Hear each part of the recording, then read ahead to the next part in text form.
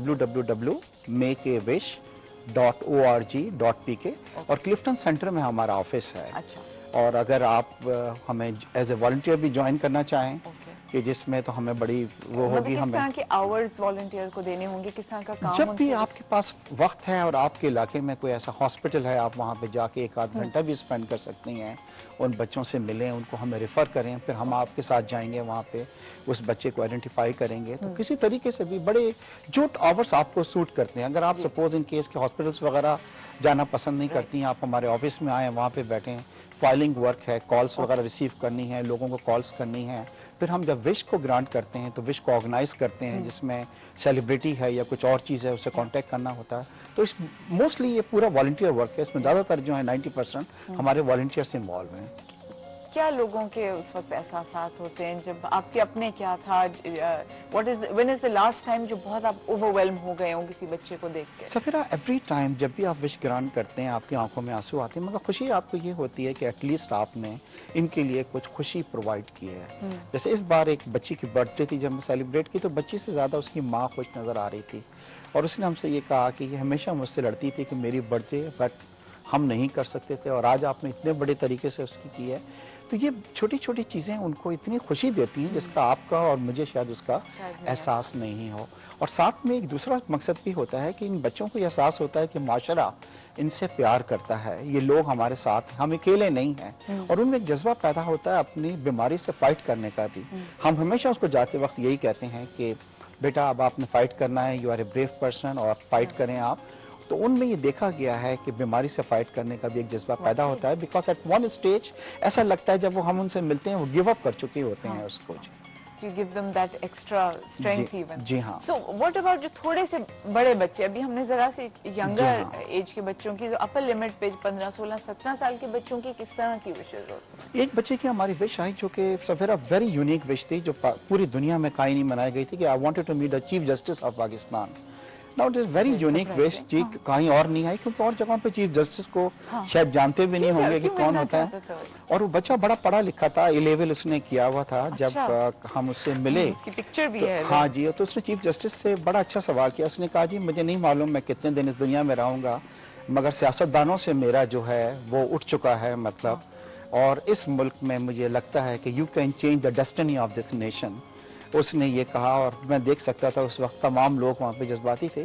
तो बच्चे जो बेचारे मौत से इतने करीब हैं, उन्हें भी मुल्क की फिक्र है कि किस डायरेक्शन में हम जा रहे हैं। अच्छा जी, कॉलर हमारे साथ है महबूब। हेलो। वालेकुम अस्सलाम। सवेरा कैसी हैं आप? बिल्कुल खैरियत से, अल्लाह का शुक्र। बहुत अच्छा प्रोग्राम कर रही हैं। डॉक्टर साहब को मुबारकबाद, आपको, आपकी टीम को। Thank you. और लोगों में खुशियां बांटना, आजकल के आपको पता कितना दौर फास्ट है, बिल्कुल सही, और इसमें लोगों के लिए खुशियां जमा करना, डॉक्टर साहब को अल्लाह इसका अजर देगा, और यकीनन जो है ना खुशियां बांटने में वाकई लोग भी इनके साथ यकीनन शरीक होना पसंद। और बच्चों में स्पेशली बच्चे की सोचें कि दुआएं भी कितनी लगती हैं। इस्लाम मैं आप जो है मुबारकबाद दूंगा एक बार फिर, क्योंकि आजकल जिस तरह से सुबह प्रोग्राम आ रहे हैं, आप बिल्कुल हटके प्रोग्राम लेके आती हैं। शुक्रिया। इसमें यकीनन लोगों के लिए कोई ना कोई अच्छी बात जरूर होती है। थैंक यू सो मच, बहुत शुक्रिया, रियली अप्रिशिएट इट, बहुत शुक्रिया महबूब साहब। ओके, सो आपने एक स्पेशल डे का जिक्र किया था बिफोर द प्रोग्राम स्टार्टेड, वो कौन से? 29 अप्रैल को सवेरा एक वर्ल्ड विश डे मनाया जाता है। अच्छा। और ये अब पूरा रिकग्नाइज हुआ है, जो पूरी दुनिया में मनाया जाएगा, और 29 को हम पाकिस्तान में भी इसको मना रहे हैं।